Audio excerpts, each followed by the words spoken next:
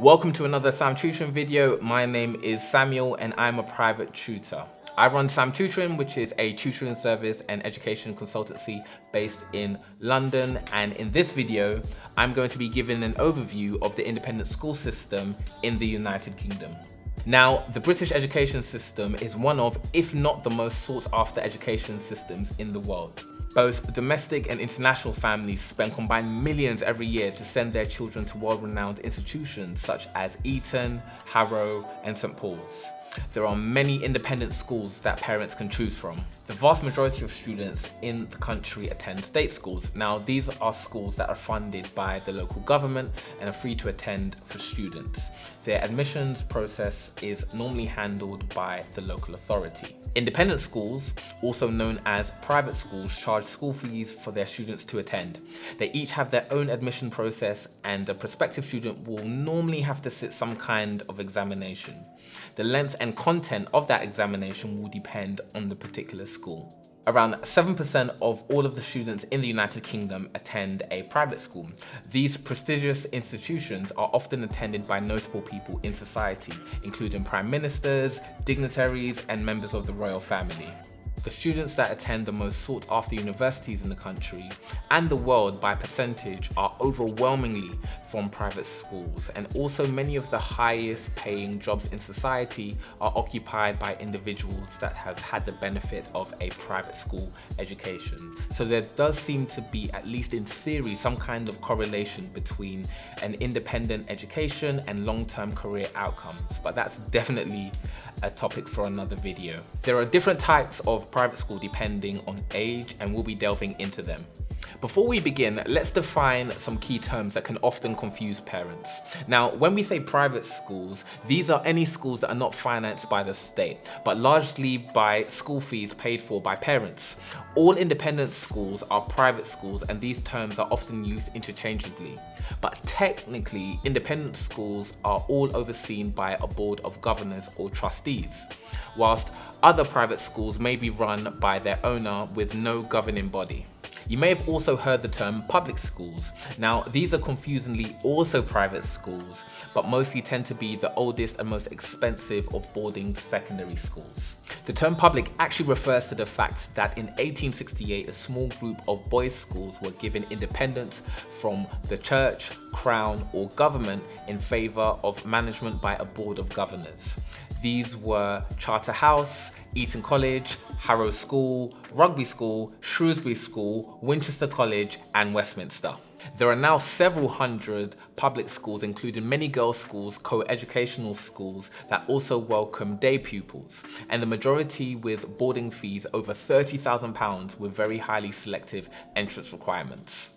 Let's begin by looking at pre-preparatory or pre-prep schools. Now, this is typically the entry point for children into education and would be akin to nursery and reception in the state school system. Children begin pre-prep school at the age of 3 or 4 and move on to prep school at the age of 7 or 8, which is year 3 or 4 in the state school system. Many pre-prep schools will also have a prep school for children to progress into. The schools will have their own admission process and entry requirements, but it wouldn't be impossible for children so young to sit some sort of examination. Next, we have preparatory schools or prep schools. Prep schools can range from the ages of 7 or 8, which is year 3 and 4, and go through to 11 or 13, which is year 7 or year 9. Now, many prep schools will also have a pre-prep component, so children can transition from pre-prep to prep within the same school. Children will normally have to sit a 7+ or 8+ examinations for entries into these schools. Next up, we have senior schools. Now, statistically, this is when most students enter the independent school system and begin at 11 and go right through to 18, which is year 13 or upper 6th. Some senior schools such as Eton have their entry points at 13, which is year 9, that coincide with a student completing prep school. Many senior schools will have an established admission process and will typically offer places based on academic performance, and in a lot of cases also have an interview component. At the age of 16, children in the United Kingdom education system have to gain GCSEs, or General Certificate of Secondary Education. Teaching is geared towards this. Now we move on to the final stage of schooling, and that is sixth form. In the United Kingdom, young people currently have to be in some sort of learning until at least the age of 18. Therefore, sixth forms provide courses for students between the ages of 16 and 18, and sometimes 19, depending on the situation. Sixth forms are a continuation of senior schools. Most senior schools will have their own sixth form that students can join internally or externally based on GCSE performance. The entry requirements for internal applicants, that is students that already attend the school, tend to be a bit lower than external students, which are students that are joining from other institutions, who will most likely also have to complete some sort of interview as part of the application process. Sixth forms can offer a range of courses but tend to focus on AS or A levels, IB, or some vocational courses. But vocational courses at independent schools do tend to be quite rare. By percentage, there is a much greater proportion of students from sixth forms going directly onto university. The environment in sixth forms is a bit less structured and formal compared to senior school. Sixth forms have the added benefit that teachers will often have a good working relationship with the students because they will have attended the senior school prior. And they do also boast a greater number of students going on to university when compared to other education provision for young people at that age, for example, colleges. Now that we understand the different stages of the independent school system, let's now look into further differences between these independent schools. So the first thing we're going to look at is boarding type. Now, when we're talking about living arrangements within independent schools, there are essentially two major differences.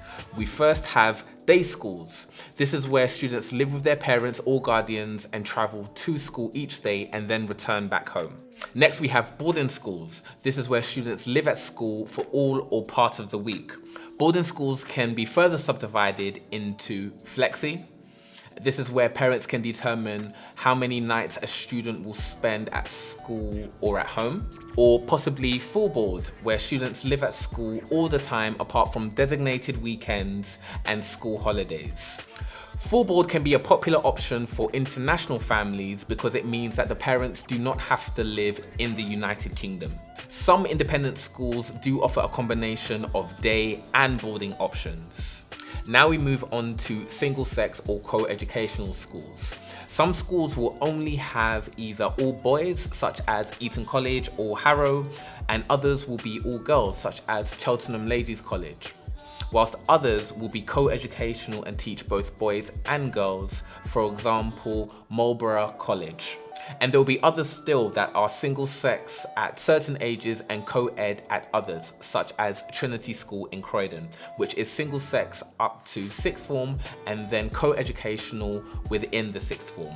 Now let's look at qualifications. Most schools will have their own admissions process, entrance exams and selection criteria, but students can only take national qualifications as determined by the government at the ages of 16 and 18. The national qualifications are slightly different depending on the school, so it's important to bear this in mind when you're applying to independent schools. The qualifications include GCSEs, international GCSEs, A levels, AS levels, international baccalaureate, and pre-U. Some independent schools may also offer vocational courses such as BTECs in certain subjects, but this is quite rare. The individual subjects within these qualifications have separate exam boards, and the school will decide on the particular exam board they use for a particular subject. Universities both in the United Kingdom and abroad recognize many of these qualifications, especially GCSEs, A-levels and IB, and will offer places largely on how a student performs in these examinations. Now let's have a think about what the common entry points are for the independent school system and how flexible these are. So within the UK independent school system, there is a fair amount of flexibility around the path a student can take. Some parents may even choose to send their children to a combination of both state and independent or grammar and independent. The choice really is up to parents and particular needs of the student. Now, the most common entry point nationwide into an independent school system is 11+, which is year 7. However, many parents opt to allow their children to complete prep school and enter senior school via the 13+, which is year 9. There are occasionally places available during other school years, but these are fairly rare. It is also fairly common for students to join the independent school system for sixth form for the last few years of their formal education. It's definitely safe to say that parents do have a number of options when it comes to independent schools.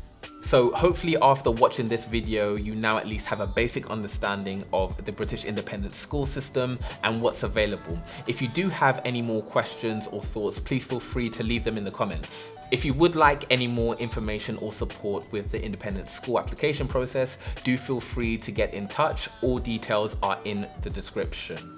If you have found this video useful, please do consider giving it a like. It really helps this channel. And for more educational content, please subscribe to the channel and connect with me on social media. I look forward to joining you again in another video. Thanks so much for watching and goodbye.